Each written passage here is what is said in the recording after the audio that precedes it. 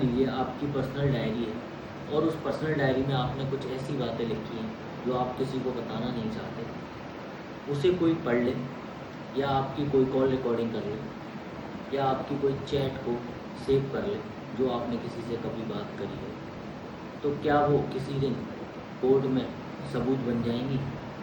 हाल ही में हमारे supreme court ने एक ऐसा ही डिसीजन दिया है। देखते हैं कि ऐसा कौन सा केस था जो सुप्रीम कोर्ट तक पहुंचा, जिसमें सुप्रीम कोर्ट ने ये जो लैंडमार्क जजमेंट दिया है वो उसकी कहानी क्या है।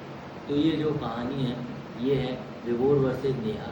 विभोर और नेहा की शादी हुई, शादी के कुछ दिनों बाद दोनों ही कपल में बनी नहीं, तो विभोर द्वारा फैमिली कोर्ट में डाइवोर्स के लिए एक केस डाला गया। अब केस डालने के बाद विभोर ने जो डाइवोर्स का ग्राउंड लिया था वो लिया था क्रूएलिटी, कि जो नेहा है, नेहा विभोर के साथ क्रूएलिटी करती है और यही ग्राउंड पे उसने डाइवोर्स के लिए प्रेयर करी।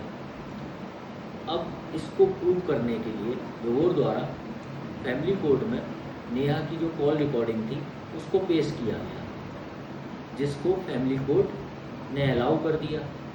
जब फैमिली कोर्ट ने अलाउ किया तो नेहा इस डिसीजन के खिलाफ गई हाई कोर्ट में। हाई कोर्ट ने इस डिसीजन को नेहा की राइट टू प्राइवेसी का वायलेशन है इसलिए इसको मना कर दिया।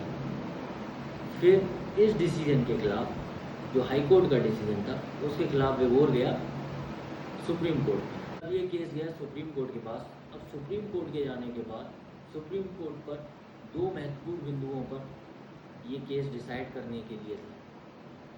एक सेक्शन 122 जो कि बताता है कि हस्बैंड और वाइफ हैं वो एक दूसरे के एविडेंस नहीं दे सकते, जो उनके बीच की कन्वर्सेशन है उसको वो एज ए एविडेंस कोर्ट में पेश नहीं कर सकते हैं।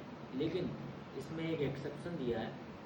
एक्सेप्शन बोलता है कि अगर कोई मामला हस्बैंड और वाइफ के बीच का है, अगर उनके ही बीच में कोई लीगल डिस्प्यूट चल रहा है तो उसमें वो अपने एक दूसरे की जो कन्वर्सेशन है उसको वो फैमिली कोर्ट में दे सकते हैं। और दूसरा जो बिंदु था वो था राइट टू प्राइवेसी, कि अगर ऐसा एविडेंस देंगे तो किसी भी स्पाउस की, इस केस में नेहा की जो प्राइवेसी है उसका वायलेशन तो नहीं हो रहा है। तो सबसे पहले सुप्रीम कोर्ट ने ये सेक्शन 122 इंडियन एविडेंस को देखा और उसके बारे में बताया गया।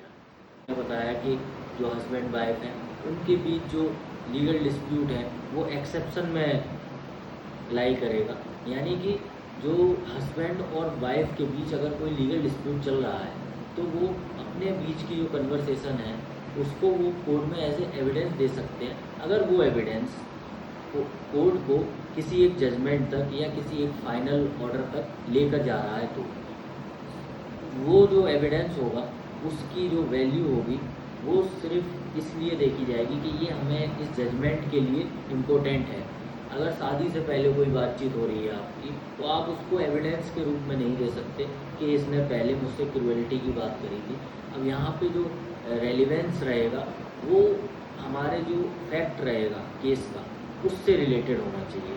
आप कोई भी एविडेंस नहीं दे सकते हैं, उसकी जो परमिसिबिलिटी होगी वो किसी एक जजमेंट तक हमें लेके जाए, वही एविडेंस आप दे सकते हैं। बात आई कि ये राइट टू प्राइवेसी को वॉयलेट तो नहीं करता, तो सुप्रीम कोर्ट ने कहा कि राइट टू प्राइवेसी एब्सोल्यूट नहीं है।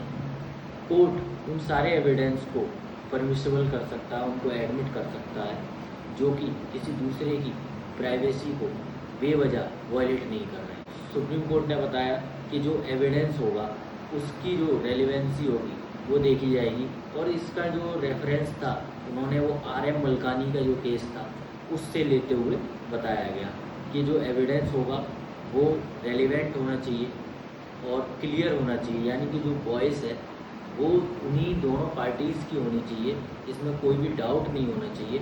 और सेक्शन 65B जो इंडियन एविडेंस एक्ट का है उसको भी वो लागू, उसको भी वो फॉलो करता है। इसलिए से ये बात ये साफ होती है कि आप अगर शादीशुदा हैं तो आप एक दूसरे के खिलाफ कोई भी एविडेंस नहीं दे सकते। आपको एविडेंस देने की छूट नहीं दे दी है सुप्रीम कोर्ट ने, आप वही एविडेंस दे सकते हैं जो कि उस केस के लिए रेलिवेंट है। अब सोचने वाली बात यह है कि आपके मोबाइल में जो चैट है, आपकी पर्सनल डायरी जो कि पर्सनल है, तो उसमें जो आपके द्वारा लिखी हुई बात है या आपने अपने पति या पत्नी से जो भी आपने चैट करी है, क्या वो किसी दिन आपके खिलाफ यूज़ हो सकती हैं? आपकी क्या राय है इसमें? कमेंट करके बताइए।